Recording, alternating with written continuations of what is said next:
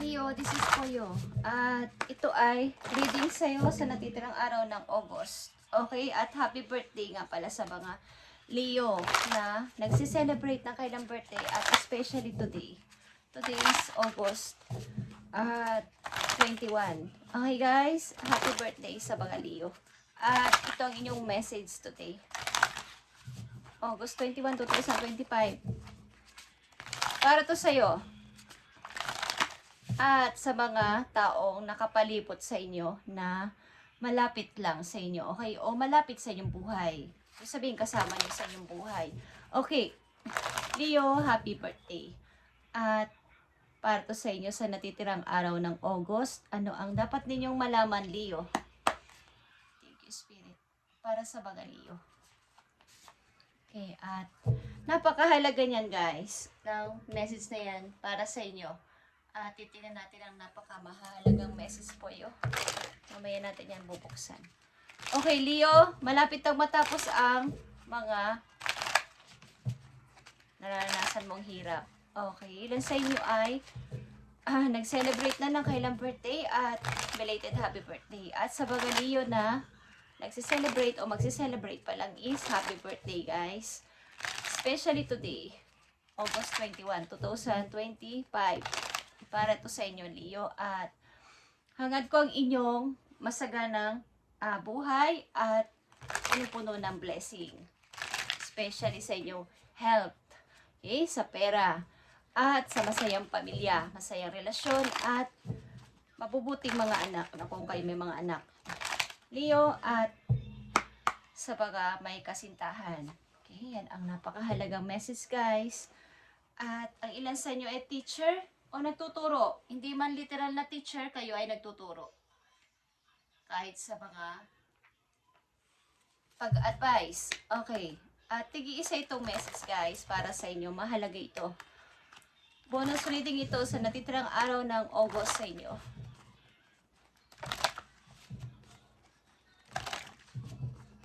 Tingnan natin, guys.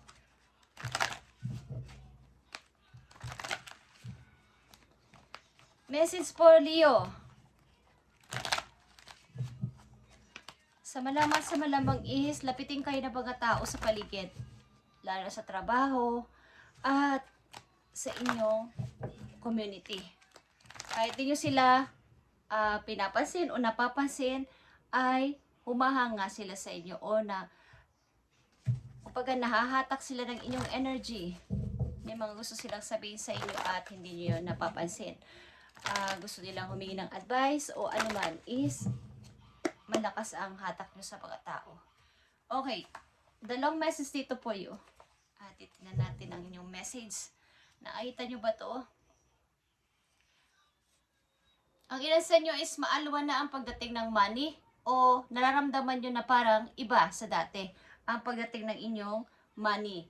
Okay, hindi na katulad dati na napakahirap at punong-puno ng parang balakid or delays. Ngayon ay napakagaan. At ang ilan sa inyo ay mother, okay, provider. May mga pagsisisi man sa nakaraan is maaaring tumiting kayo sa bright side o something sa future. Okay, unang message po yung Leo para sa iyo is stars. Okay, you can manifest your every wish. Okay, lahat ng inyong i-wish simula sa araw na to, lalo na kung kayo ay may kaarawan, ay napakahalaga, Leo, at talaga ito ay makikinig sa langit. Okay, makikinig ni God, ni universe at ng inyong mga angels doon. Ito ay isang something hope na inyong wish na inyong gustong mangyari. Ito ay changes. Okay, number 5, ito ay changes. Paano may mga minor kayong pagdadaanan sa buhay at mga ilang kaibigan nyo lang ang nakakaalam nito. At mag-wish kayo, guys, especially sa my birthday today o sa mga nagbe-birthday o nag-birthday na ay mag-wish kayo. At malinaw na sabihin ninyo inyong gusto kay God at ito ay matutupad. Okay, Leo? You can manifest your wish, every wish. Okay, kailangan nyo itong i-manifest ko ano to at focus lang kayo doon at kung ano yun ay talagang kung pure ang inyong intention or layunin ay matutupad ito. Leo, okay, especially sa inyong mga nag-celebrate o nag-celebrate na ng kaarawan is ang inyong wish ay matutupad. In Jesus' name. Okay, guys. At sa inyong career at finances, offering is here. Marami ibig sabihin ng offering, guys. Think about setting up a money altar to enhance your financial flow. Okay. Something na ilan sa inyo is mga ritual na ginagawa. Okay? Ito ay good ritual. Okay? May iba't ibang klase kasing ritual, guys. Maaring ang ilan sa inyo naniniwala na kapag ang inyong money ay ganito o ganyan ang gagawin ay mas dadami pa. Okay, yun ay hindi masama, guys, kung napakamabuti ng inyong layunin. Okay, something na ilan sa inyo din ay yung palabigay o nag-o-offer o something bibigay ng tulong sa ibang tao. Okay, all your needs will be met by universe. Okay, kaya andito ang stars, guys. You can manifest your every wish. Lahat ng inyong mga hinihiling o something minamanifest, this time ay maririnig o naririnig na doon ni God o ni universe. Okay? I-welcome ninyo sa dalawang kamay ninyo ang blessing at yun ay matutupad, guys. Yun ay baga hindi yun magic. Yun ay sadyang itinakda ni God, ni universe sa mga tao na may, kumbaga, handa kang tumanggap. Okay? Wini-welcome mo ang blessing. Hindi yung sa negatibo na baka malay mo, baka hindi. Hindi ganun, guys. Kailangan ay positibo at talagang clear. Sapagkat anytime nagbubukas ang pintuan ng langit o si universe sa dapat niyang bigyan ng blessing. Kaya kung nagsasabi kayo ng ganyan at nasaktuhan nyo na nag-o-open ang blessing sa pagbibigay, is isa kayo sa mabibigyan. Kaya kailangan everyday is positive ang sasabihin nyo na, wini-welcome nyo ang blessing, ang money. Okay? Hindi yun, hindi yun magic. Talagang yun ay itinakda at ibinibigay ni God sa mga taong dapat bigyan. Okay, Leo. At call on your spirit guides and angels for assistance during this time. Habang binabanggit nyo ang mga salitang yung kung kayo ay may mga ginagawang rituals, is i-call nyo lahat ng inyong mga guides doon sa heaven at sila ay handang makinig. Sila lang ay nakahandang makinig at mag-ask lang tayo ng help sa kanila ay sila ay handang tumulong sa atin. Damo na tayo ay mabuti ang layunin at intention sa ating kapwa at sa ating mga wish, sa ating mga hinihingi ay ibibigayan. Bagamat yun ay may process, Leo, ay talagang ibinibigay yun sa mga tao na dapat bigyan ni God at ni universe. Okay? At ito ang inyong napakagandang message sa natitirang August, guys. Yung mag-wish kayo at i-manifest ito talaga at ito ay matutupad. Nakikita nyo ba ang mga napakagandang mga message sa inyo? King of Pentacles is here. Okay? Ito ay isang energy na maayos ang pananalapi. CEO. Okay? Hindi man kayo literal na CEO o kayo ay isa ng boss o isang may-ari ng negosyo, malit man yan o malaki, ay talagang itong energy na to ay may money. At ikaw ito as a King of Pentacles, Leo. O nadidiling din kayo o madidiling kayo sa Capricorn o sa isang taong negosyante na kayo ay hihimukin para kayo ay magtayo ng negosyo, maging partner nila, or magkaroon ng kaugnayan sa kanila. Magito man ay friend or lovers. Okay, Leo? Nakita nyo ba to, guys? In Jesus' name.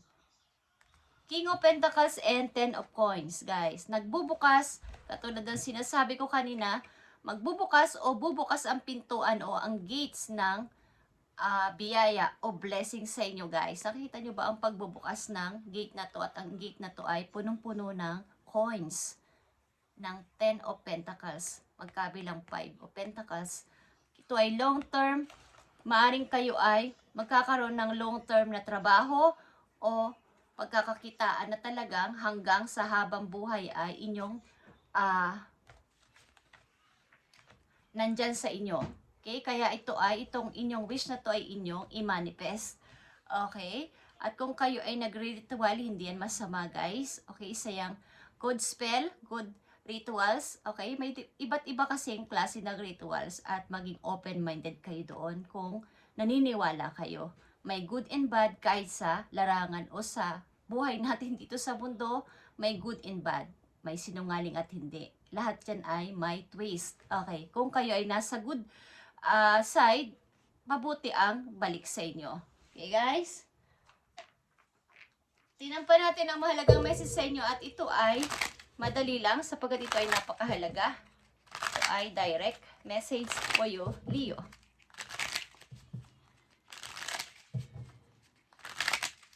Para sa mga Leo ito, sa kanilang career o sa kanilang sitwasyon, ibigay mo ang tamang advice o tamang guides para sa kanila, lalo sa mga nag-celebrate o magsi-celebrate lang ng kailang kaarawan o nagsi-celebrate na today.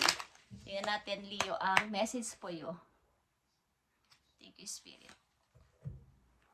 Nandito ang elephant, guys, at ito ay forgiveness. Nandito yung forgiveness, siguro sa inyong nakaraan o sa inyong kasalukuyan, may mga tao na gusto sa inyong humingi ng sorry o patawad is, ito na yung tamang time. If you are feeling angry about the past issue, okay, ito ay galing sa past maybe. The elephant is asking you to discover the more vulnerable feelings behind that anger. You are being asked to forgive and be gentle with others. Okay. Paminsan-minsan, hindi naman masamang magbaba ng pride sa paghingi ng sorry. Okay guys, hindi yun pagbaba ng pride. Yun ay pag-release ng ating mga sama ng loob at pagpuporgive na rin sa iba at pagpuporgive sa sarili. At ang kalalabasan nun ay maginhawang pagdating ng mga blessing at mga biyaya, blessing o biyaya sa ating buhay dahil sa nirelease na natin lahat ng ating mga sama ng loob at mga hinanakit. Bagamat yun ay napakahirap para sa iba magpatawad agad o magbigay ng pagpapatawad ay madali lang yun kung inyo talagang gagawin. Okay, para sa inyong ikakabuti. At napakaganda rin talaga ng elephant na meaning, okay guys, ito din ay pagpasok. Alam nyo ba pag kumain ang elephant, okay, talagang paganon yung kanyang bibig. Okay, ito ay pag-welcome din ng blessing sa inyo. Okay? At napakaganda nitong sign na elephant na to kapag kayo ay meron nito sa loob ng inyong bahay, lalo na sa inyong pintuan sa entrance. At nandito din ang susunod na message sa inyo ay bat or transition. You must pay attention to the signs around you. Leo, the transition may seem frightening at first, but you must let go of old habits and patterns and no longer serve your higher calling. They would only hinder your growth. Okay. Lahat ng mga parang mga old habit o something na alam ninyo na bawal, alam ninyo na hindi, na nararapat na inyong binabalik-balikan pa, ay inyo nang tanggalin. At ito, maaaring ito ay parang nandun kasi yung pag-grow nyo na nahahide lang dahil sa mga old habit na to. Ano man to? At kayo ang nakakaalam yan sa inyong sarili. Okay. At last message sa inyo na dapat ninyong tandaan, Leo, sa natitirang araw ng August 2025, something na yung wish nyo ngayong buwan na to sa mga Leo na nag-celebrate na mula pa noong July ng kanilang kaarawan hanggang ngayon ay i-manifest ninyo guys. Mag-focus kayo doon at bigyan linaw ano talaga to at humingi ng guide doon sa taas. Okay. Minsan ang ating wish o ang ating panalangin ay medyo nauudlot, something delay sapagkat mayroong pagpaprocess na ginagawa si God para sa best outcome sa atin. Okay? Yung hindi naman yun yung pag-ignore, something delay sapagkat mayroong processing. Mas may magandang darating sa'yo kaysa sa inyong, mas sa inyong inaasahan. Okay? Tingnan natin, Leo. Trust the universe. Okay? It's all about universe. It's all about God. Okay? Mag-trust ka kay universe at ibibigay ito. So, welcome ninyo ang blessing mula umaga pagising nyo sa umaga, kung kayo may balkon, may veranda, lumabas-labas kayo doon at sa umaga pa lang ay direct kayong mag-pray, direct kayong pumikit at langhapin ang sariwang hangin. Kung saan man kayo nandoon, wala man kayong beranda o what is sa umaga is buksan nyo ang bintana at ganun ako mag-pray guys. Okay, dahil hindi naman ako, okay, hindi ko nababanggitin pero hindi ako talaga, direct talaga ako nagpipray at tayo ay